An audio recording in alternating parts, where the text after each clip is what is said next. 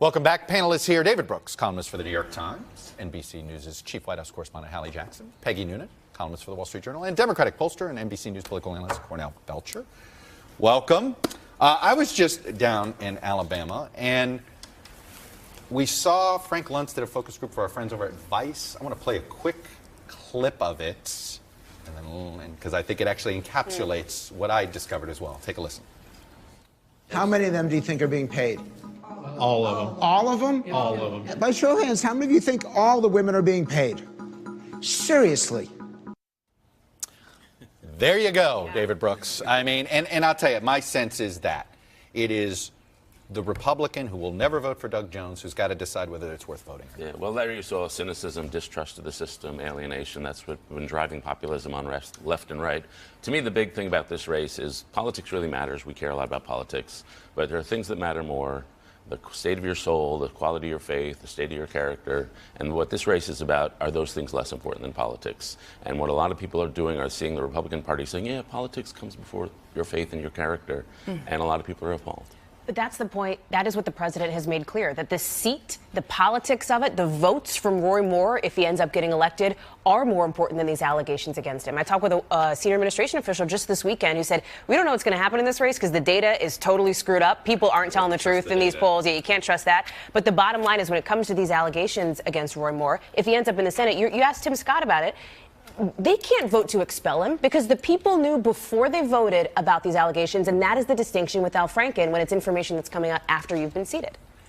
You know, when I hear people talk about populism here, I know it's tribalism, right? And all Roy Moore has to do is be their tribal warrior, and they will excuse everything else that's going on.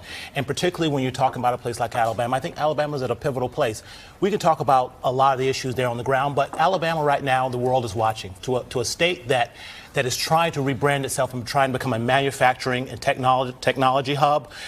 The world is watching. Are you going to be a forward-thinking state that's going to attract Fortune 500 companies? You know, they were at a time Atlanta and Birmingham, this, were at the same place in Alabama years ago, and Atlanta said we're too busy to hate, and became this cultural and economic center of the South. That's a great point. Birmingham easily could be Atlanta today, Peggy, if it done that. But Yes, that's going on in a big way, technologically, industrially, very sophisticated. I got to say, guys, in fairness, I'm very interested in Republican turnout in Alabama. If a number of people will think, I'm not a progressive, I can't vote in this direction, but I ain't going to support this guy. I think that will probably decide a lot. Let me pause you here, because that voter's looking for an extra piece of information about Roy Moore. And let me show you something that may have handed them that extra piece of information. Here's Gloria Allred from Friday. But why not disclose in an initial news conference that those words were, written by her? Well, I mean, there's a lot of other things that we have not disclosed which support Beverly, which we will disclose when there's a hearing. There are voters, Peggy, that are looking for any thread to make them feel slightly more comfortable pulling the lever for more. And I had plenty that believe that Allred, the Gloria Allred client here, who has nothing to do with the Washington Post accusations, is enough. The big Roy Moore allegation, the big story, is the original Washington Post story that began with the tale, completely credible, completely believable. The woman later came on and did various interviews, I'm sure, here. It was a tale of being 14 years old and being preyed on by an older man in his 30s who shouldn't have been doing what he was doing. That was serious, important, and explosive. Then a person who makes a living getting publicity and money and such in high-profile cases comes, puts forward a case that looks a little less reliable, and that could give people a reason to say, they're always messing around with us. They're always screwing around in a dishonest way. Don't let them do it. So that could be the tipping point that ends up putting Roy Moore in the Senate. And if he does, I spoke with a Republican strategist recently who said, they are preparing for the ads to be used in October against their own people. But the other thing is, Peggy, I'm struck by something you said, the big Roy Moore story. Before this very big Roy Moore story, there were other big Roy Moore issues that had come up that his campaign to this day cannot answer, whether he believes homosexuality should be illegal, whether Muslims should serve in Congress. That was all happening in September. And the best time of America was during slavery. Yeah.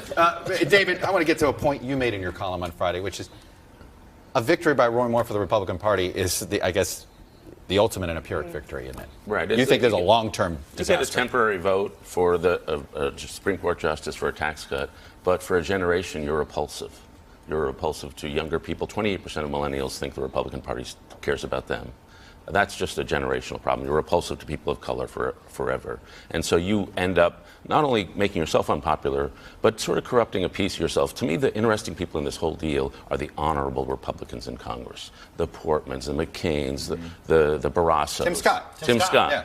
And so he's a couple of them have been very principled, but a lot of them have said, oh, yeah, I'm going to tolerate Trump's dishonesty. I'm going to tolerate some racial politics. But now they have to tolerate harassment. Now they have to tolerate pedophilia. There's no end to what they're going to be asked to tolerate. And that's just internally so corrosive. Peggy, your conclusion in your column this week was sort of stay strong. If you've got your principles, don't forget them. Oh, yes. Have faith. Not everything comes down to an immediate election that is this coming Thursday. Think long term. Philosophically, be true to your own political principles. But have some faith and don't make decisions that are not ones that you're really comfortable with. I just think that's the way to go on this. I believe, though, guys, in fairness, I don't think it's all shirts and skins, team red and team blue in Alabama. There are, for all Moore's eccentricities, we could, I'm sure, agree on that. For all his eccentricities, he represents a more conservative way of thinking about essential issues, including social issues such as abortion, which we've gotten into so much when we get to this. Jones is progressive for the state of Alabama, and there will be people who try to make serious decisions based on that. I agree with you that they still have to make a decision that is the right long-term one. There's no doubt in my mind, that if Doug Jones were pro-life, like the governor, the Democratic governor of Louisiana, this race would already be over. Absolutely. Hey, NBC News fans, thanks for checking out our YouTube channel. Subscribe by clicking on that button down here, and then click on any of the videos over here to watch the latest interviews, show highlights, and digital exclusives. Thanks for watching.